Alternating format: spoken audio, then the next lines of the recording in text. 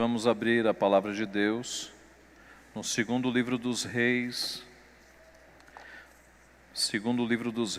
capítulo 15.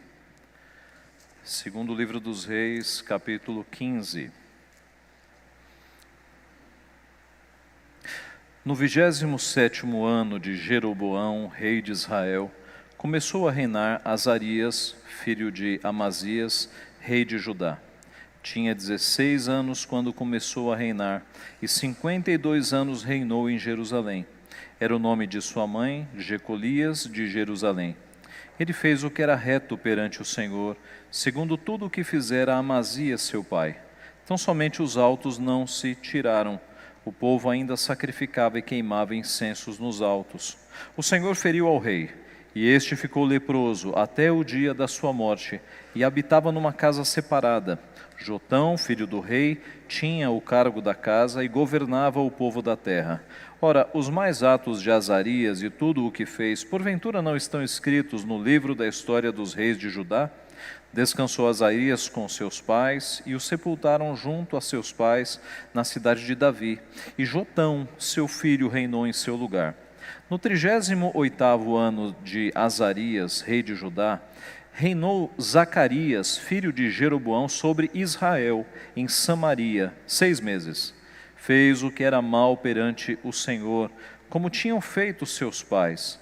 Não se apartou dos pecados de Jeroboão, filho de Nebate, que fez pecar a Israel. Salum, filho de Jabes, conspirou contra ele, feriu-o diante do povo, matou-o e reinou em seu lugar. Quanto aos mais atos de Zacarias, eis que estão escritos no livro da história dos reis de Israel. Esta foi a palavra que o Senhor falou a Jeú: teus filhos até a 4ª geração se assentarão no trono de Israel. E assim sucedeu. Salum, filho de Jabes, começou a reinar no 39º ano de Uzias, rei de Judá, e reinou durante 1 mês em Samaria. Subindo de Tirza, Menahem, filho de Gade, veio a Samaria, feriu ali a Salum, filho de Jabes, matou-o e reinou em seu lugar. Quanto aos mais atos de Salum e a conspiração que fez, eis que estão escritos no livro da história dos reis de Israel. Então Menahem feriu a Tífisa e todos os que nela havia, como também seus limites desde Tirza, porque não lhe abriram, a devastou, e todas as mulheres grávidas fez rasgar pelo ventre. Desde o 39º ano de Azarias, rei de Judá, Menahem, filho de Gade, começou a reinar sobre Israel, e reinou 10 anos em Samaria. Fez o que era mal perante o Senhor todos os seus dias. Não se apartou dos pecados de Jeroboão, filho de Nebate, que fez pecar a Israel. Então veio Pul, rei da Assíria, contra a terra. Menahem deu a Pul 1000 talentos de prata, para que este o ajudasse a consolidar o seu reino. Menahem arrecadou este dinheiro de Israel para pagar ao rei da Síria, de todos os poderosos e ricos, 50 siclos de prata por cabeça. Assim voltou o rei da Síria e não se demorou ali na terra. Quanto aos mais atos de Menahem e a tudo quanto fez, porventura não estão escritos no livro da história dos reis de Israel? Descansou Menahem com seus pais, e Pecaías, seu filho, reinou em seu lugar. No 50º ano de Azarias, rei de Judá, começou a reinar Pecaías, filho de Menahem, e reinou sobre Israel em Samaria 2 anos. Fez o que era mal perante o Senhor, não se apartou dos pecados de Jeroboão, filho de Nebate, que fez pecar a Israel. Peca, seu capitão, filho de Remalias, conspirou contra ele e o feriu em Samaria, na fortaleza da casa do rei, juntamente com Argobe e com Arie. Com Peca estavam 50 homens dos gileaditas. Peca o matou e reinou em seu lugar. Quanto aos mais atos de Pecaías e a tudo quanto fez, eis que estão escritos no livro da história dos reis de Israel. No 52º ano de Azarias, rei de Judá, começou a reinar Peca, filho de Remalias, e reinou sobre Israel em Samaria 20 anos. Fez o que era mal perante o Senhor, não se apartou dos pecados de Jeroboão, filho de Nebate, que fez pecar a Israel. Nos dias de Peca, rei de Israel, veio Tiglat-Pileser, rei da Assíria, e tomou a Ijon, a Abel-Bet-Maaca, a Janoa, a Quedes, a Razor, a Gileade e a Galileia, a toda a terra de Naftali, e levou os seus habitantes para a Assíria. Oséias, filho de Elá, conspirou contra Peca, filho de Remalias, e o feriu, e o matou, e reinou em seu lugar no 20º ano de Jotão, filho de Uzias. Quanto aos mais atos de Peca e a tudo quanto fez, eis que estão escritos no livro da história dos reis de Israel. No ano segundo de Peca, filho de Remalias, rei de Israel, começou a reinar Jotão, filho de Uzias, rei de Judá. Tinha 25 anos de idade quando começou a reinar, e reinou 16 anos em Jerusalém. Era o nome de sua mãe Jerusa, filha de Zadok. Fez o que era reto perante o Senhor, e em tudo procedeu segundo fizera Uzias, seu pai. Tão somente os altos não se tiraram. O povo ainda sacrificava e queimava incenso nos altos. Ele edificou a porta de cima da casa do Senhor. Quanto aos mais atos de Jotão e a tudo quanto fez, porventura não estão escritos no livro da história dos reis de Judá? Naqueles dias começou o Senhor a enviar contra Judá a Rezim, rei da Síria, e a Peca, filho de Remalias. Descansou Jotão com seus pais e foi sepultado junto a seus pais, na cidade de Davi, seu pai. Em seu lugar reinou Acás, seu filho. Vamos orar. Pai Santo, nós te louvamos e te agradecemos pelo registro infalível da Tua Palavra, que atravessa os séculos, os milênios, e está agora diante dos nossos olhos. Nós te louvamos porque na Tua Palavra podemos testemunhar os Teus poderosos feitos no decorrer da história, podemos observar como o Senhor tratou o Teu povo, como o Senhor o disciplinou, e podemos retirar lições e princípios preciosos para a nossa vida. Abençoa-nos, portanto, ajuda-nos a entender a Tua Palavra e, pelo Teu Santo Espírito, abre os nossos olhos e aplica a Tua verdade em nossos corações. É o que nós pedimos humildemente e em nome de Jesus. Amém. Meus irmãos, que legado nós deixaremos para os nossos filhos e aqueles que não têm filhos, aos nossos sobrinhos, ou aqueles que já tiveram filhos, aos nossos netos? Qual é a herança que nós pretendemos deixar para eles? O texto que nós temos diante de nós hoje é um texto muito rico, que fala de 7 reis, 2 reis bons nas pontas, Azarias ou Uzias, no começo do texto, e o seu filho Jotão no final. Nas pontas estão os reis bons, e no meio 5 reis péssimos. Os 2 reis bons são reis de Judá, reino do sul. Os 5 reis péssimos são reis do norte, reis de Israel. Essa é a estrutura do nosso texto. O texto começa então com o rei Azarias, que também é chamado na Bíblia, e inclusive aqui, de rei Uzias. Nós temos um relato detalhado do reinado de Uzias em 2 Crônicas, capítulo 26. Há 4 domingos atrás, nós tivemos a mensagem do rei Uzias aqui na nossa igreja. Uzias, ou Azarias, foi um excelente rei. Todavia, no final do seu reinado, o seu coração se exaltou e ele pecou contra Deus. Ele entrou no templo para fazer algo que apenas os sacerdotes estavam autorizados a fazer. E Deus o puniu imediatamente, surgiu lepra no seu rosto, ele foi retirado dali com homens de maior firmeza, foi afastado, porque os leprosos tinham que ficar afastados na sociedade, e Jotão fez uma espécie de corregência, né? Embora o rei estivesse vivo, diz o texto bíblico, que Jotão, seu filho, trouxe a seu cargo o governo ali do povo. O rei Uzias reinou 52 anos em Judá. Foi um longo período, 52 anos é mais do que uma geração. E ele fez um excelente reinado em Judá, não fosse esta exaltação do seu coração e esse seu pecado no final de sua vida. Observe que enquanto em Judá havia um rei reinando durante 52 anos, no reino do norte, Israel, 5 reis passaram.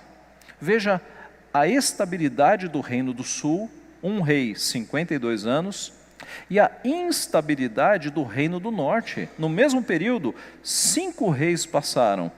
E os reis que passaram lá em cima, eles nos mostram uma instabilidade da nação. Você deve ter percebido que a maioria desses reis subiu ao trono na base de conspiração, um matando o outro e subindo ao trono.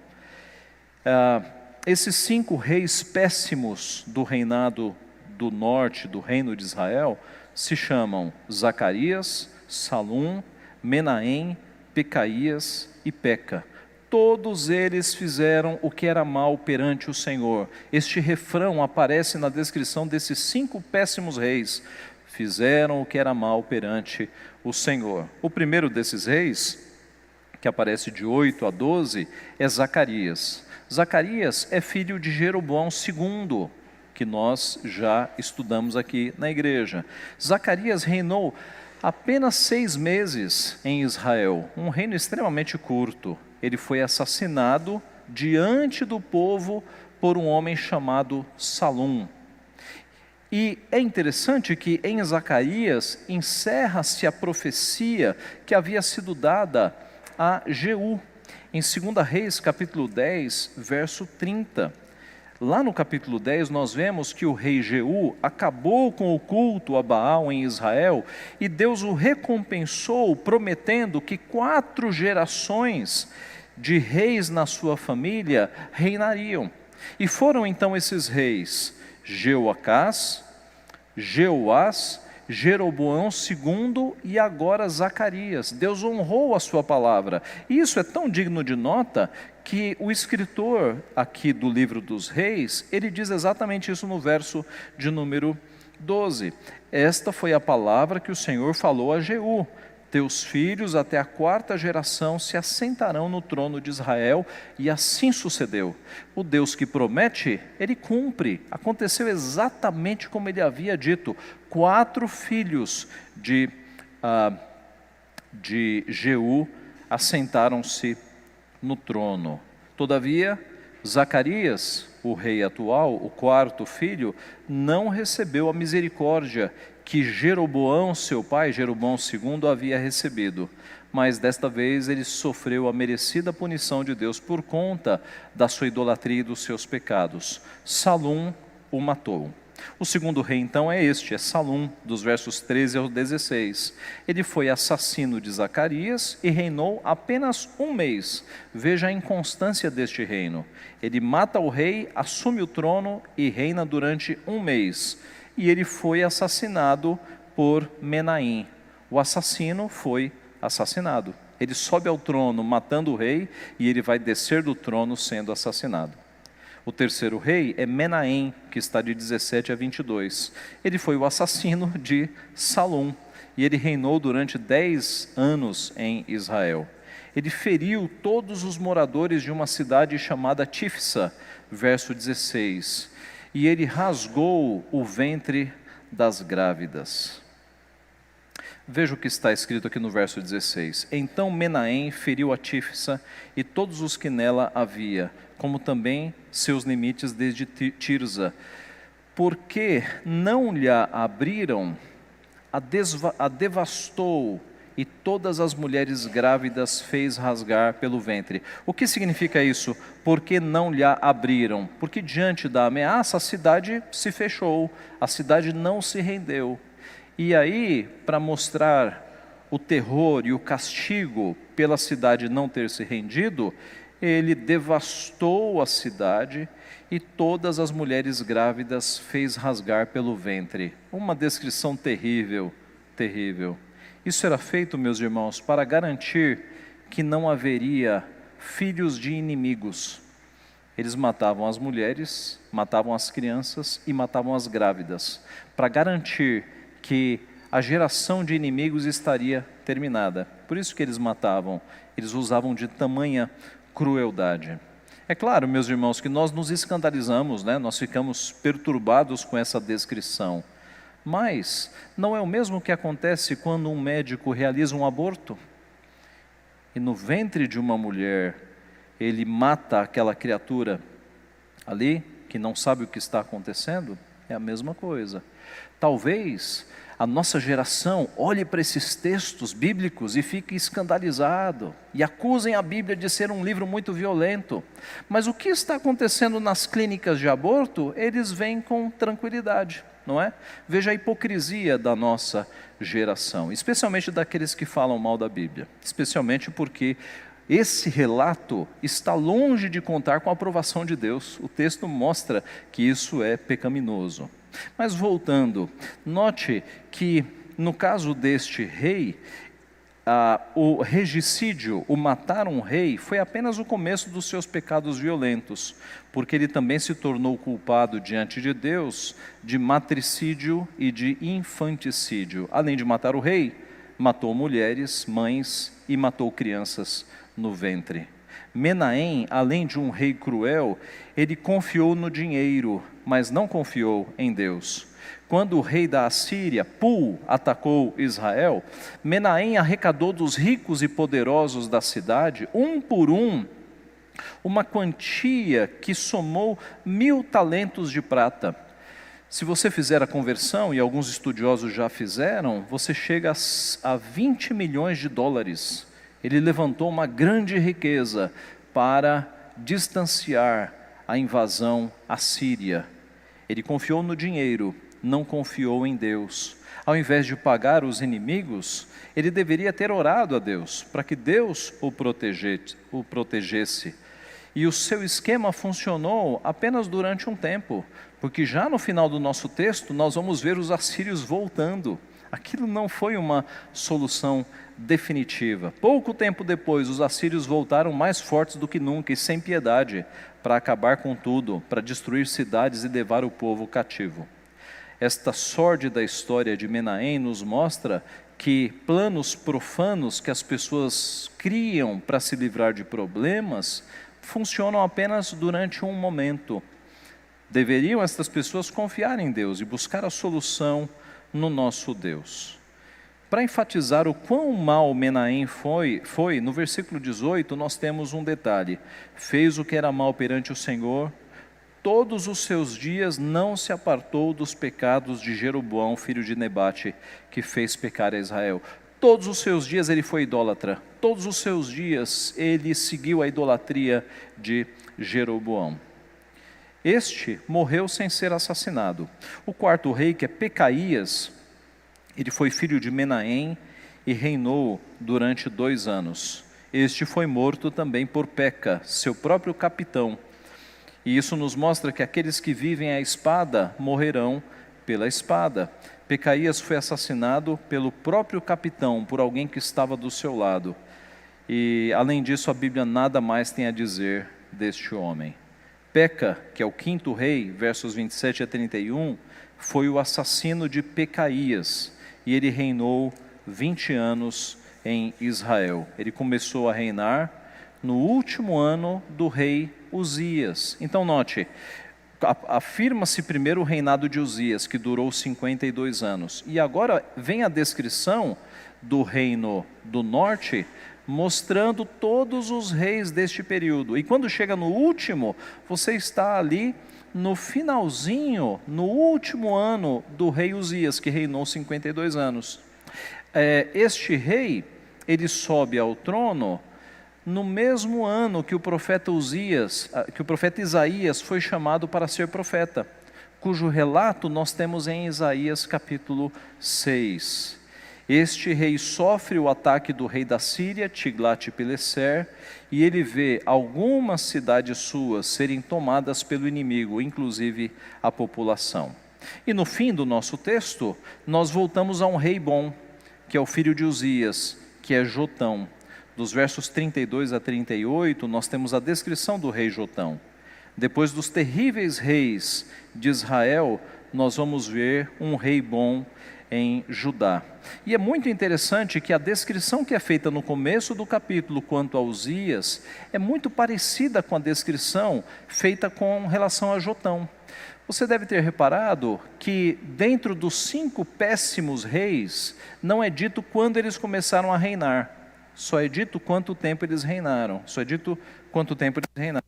No caso de de Uzias é dito quando ele começou a reinar, tinha 16 anos. No caso de Jotão também, tinha 25 anos. No caso de Uzias, o nome da sua mãe aparece. No caso de Jotão, a mesma coisa. Então, quem escreveu o capítulo 15, ele organizou para que ficasse claro: eis os 2 reis bons, os reis de Judá. E esses 5 aqui no meio, eles seguem o mesmo padrão, e foram péssimos reis. Jotão, então, começa a reinar com 25 anos e reina durante 16 anos. Sua mãe era Jerusa, filha de Zadok. Ela tinha linhagem sacerdotal. Zadok era sacerdote, e essa mãe vinha de linhagem sacerdotal. Esse é um detalhe para mostrar que era uma mãe muito provavelmente piedosa, temente ao Senhor. O resumo da vida de Jotão é: fez o que era reto perante o Senhor, andou nos caminhos de seu pai, e parece-nos, foi mais piedoso do que o seu pai, porque o seu pai pecou contra o Senhor invadindo o templo. A descrição de Jotão é que ele edificou o templo, ele edificou a porta de cima da casa do Senhor. Veja os paralelos. Uzias caiu, elevando-se o seu coração, porque pecou no templo.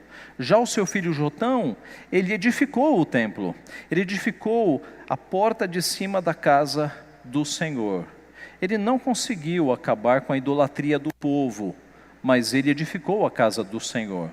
O seu pai peca, mas aqui ele não peca nesse sentido. E o final da descrição de Jotão é que ele descansou com seus pais e foi sepultado junto aos seus pais, que sempre é uma frase para demonstrar que ele morreu em paz. Ele não morreu em guerra, ele não foi assassinado, mas ele morreu em paz e foi honrado, sendo sepultado junto aos seus pais. Meus irmãos, tendo feito a descrição dos 2 reis bons e dos 5 péssimos reis de Israel, nós podemos tirar algumas lições. Primeira lição: esses 5 reis estiveram envolvidos em pecados muito parecidos, você deve ter notado: idolatria, cobiça pelo poder, dinheiro, assassinatos visando o poder.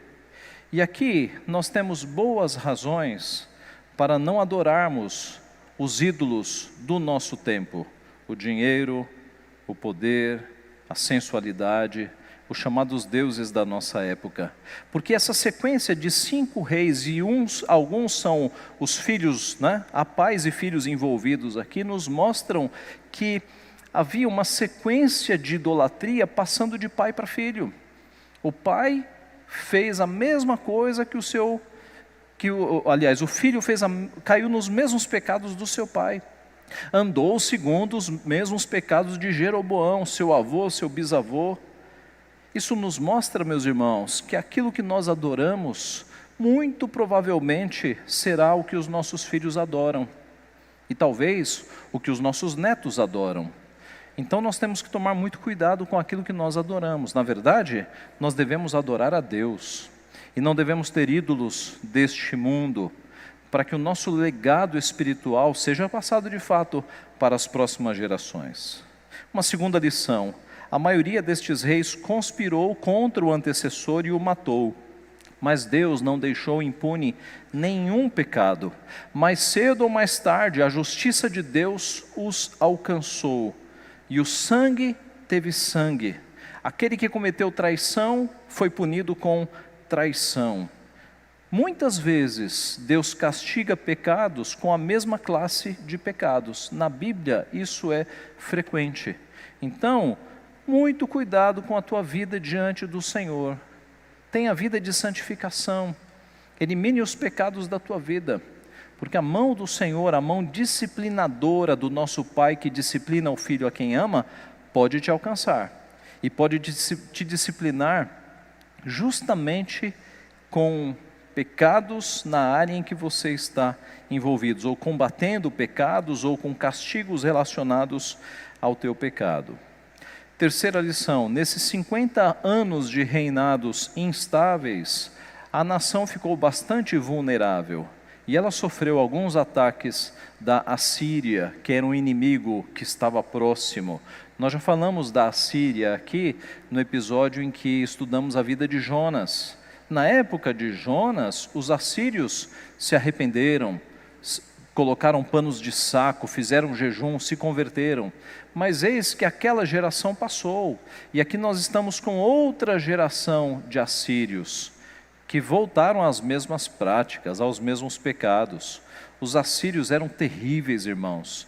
Eles aterrorizavam as nações. Eles eram tão cruéis nas guerras que quando uma nação se fechava e não se rendia, e eles entravam, eles faziam barbaridades. Eles tiravam as peles dos soldados e expunham as peles, né, como bandeiras. Eles faziam miséria.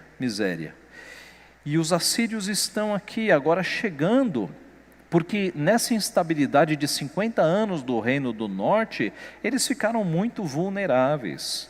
Isso nos ensina, meus irmãos, que quando nós não estamos firmes com Deus, nós nos tornamos vulneráveis também para com os nossos pecados. O nosso ideal é estarmos sempre firmes, sempre em comunhão com o Senhor. O Senhor nos protege de fato, Ele é o nosso protetor.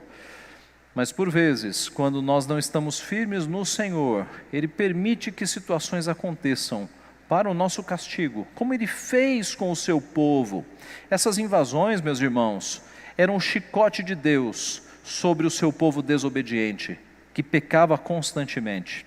As nações estavam embaixo, as nações invasoras, a Síria, a própria Síria, eram um chicote de Deus para disciplinar o seu povo que não estava andando em comunhão com o Senhor.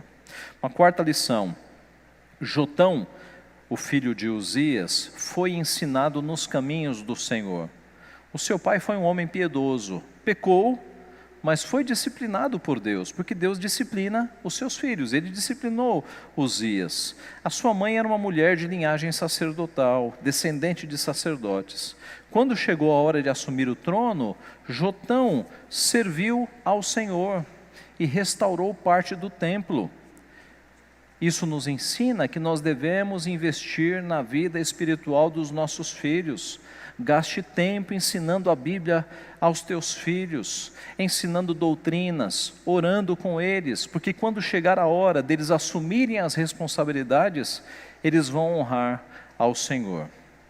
E uma quinta lição: você deve ter percebido que no reinado de Peca, versículo 29, veja aí, o rei da Assíria, Tiglat-Pileser, tomou algumas cidades do reino do norte. Veja o verso 29. Nos dias de Peca, rei de Israel, veio Tiglat-Pileser, rei da Síria, e tomou a Ijon, a Abel-Bet-Maaca, a Janoa, a Quedes, a Razor, a Gileade e a Galileia, a toda a terra de Naftali, e levou os seus habitantes para a Assíria. Pouco tempo depois disso, Isaías vai entrar em cena no seu ministério profético, e ele vai profetizar, capítulo 9 de Isaías, vá para lá, Isaías 9, verso 1, veja comigo, Isaías 9, verso 1, fique aí com as cidades na cabeça, e veja o que Isaías escreveu, Isaías 9, 1, mas para a terra que estava aflita, não continuará a obscuridade. Deus nos primeiros tempos tornou desprezível a terra de Zebulon, a terra de Naftali, mas nos últimos tornará glorioso o caminho do mar, além do Jordão, Galileia dos gentios. Isaías está falando da mesma região, Galileia, Naftali e Zebulon, que está ali na mesma região. Isaías profetiza que haverá um tempo em que algo tornará glorioso o caminho do mar, além do Jordão, Galileia dos gentios. O que será que tornará essa região devastada em algo glorioso? Vá para Mateus capítulo 4. Mateus capítulo 4.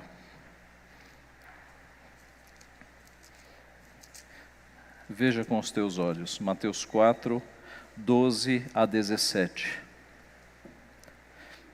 Mateus 4, 12 a 17. Ouvindo, porém, Jesus que João fora preso, retirou-se para a Galileia, E deixando Nazaré, foi morar em Cafarnaum, situada à beira-mar, nos confins de Zebulon e Naftali, para que se cumprisse o que fora dito por intermédio do profeta Isaías: terra de Zebulon, terra de Naftali, caminho do mar, além do Jordão, Galileia dos gentios. O povo que jazia em trevas viu grande luz, e aos que viviam na região da sombra da morte resplandeceu-lhes a luz. Daí por diante passou Jesus a pregar e a dizer: arrependei-vos, porque está próximo o reino dos céus. Os irmãos, Jesus tornou esta região, séculos depois, gloriosa, na medida em que ele assumiu seu ministério e que a palavra de Deus foi pregada ali. Depois de tantos erros para a nação de Israel, a restauração veio, não naquela época, mas veio séculos depois, em Jesus Cristo. Depois de tantos erros, aquela região foi restaurada, e a Galileia tornou-se de novo gloriosa, porque os pés de Deus, os pés do Redentor, passaram por aquela região. Quem é que pode restaurar a tua vida? Os mesmos pés santos e gloriosos de Jesus Cristo. Se Ele passar na tua vida, haverá restauração. Assim como houve restauração para essas cidades que foram arrasadas, que foram pisoteadas. A profecia veio, e veio, meus irmãos, em forma de uma pessoa. A verdade é uma pessoa, é Jesus Cristo. E foi Jesus que tornou a Galileia, que estava em trevas, gloriosa novamente. Meus irmãos, é Jesus quem restaura todas as coisas. Ele é o Rei perfeito. O seu trono não foi obtido por assassinato, por conspiração. Ele é o descendente legítimo de Davi. Descendente legítimo de Davi. O seu reinado não durou 1 mês, 20 anos ou 52 anos. O seu reinado é eterno. O seu túmulo está vazio. Ele não foi sepultado com os seus pais. O seu túmulo está vazio. Ele está assentado num alto e sublime trono. E um dia voltará para buscar o seu povo. E a grande pergunta é: você faz parte deste povo? Quando Jesus Cristo voltar para buscar o seu povo, você estará entre estes que serão levados nos ares para estar para sempre com o Senhor? Arrependa-se dos teus pecados, busque socorro em Jesus Cristo, e você fará parte deste povo. E finalmente, que legado nós vamos deixar aos nossos filhos? Nós vemos aqui uma sequência de reis, dos 5 reis que fizeram o que era mal perante o Senhor, e os seus filhos fizeram o que era mal. Mas nós vemos Uzias, que fez o que era reto, e o seu filho fez o que era reto. Nós, se andarmos com o nosso Senhor Jesus, meus irmãos, nós de fato podemos passar um legado espiritual para os nossos filhos, para que os nossos filhos andem de fato nos caminhos do Senhor. Nós sabemos que a responsabilidade é individual, não é? Ninguém é salvo porque é filho de ninguém, mas a nossa missão como pais é de fato passar os ensinamentos do Senhor aos nossos filhos, à próxima geração. Que Deus assim nos abençoe. Amém.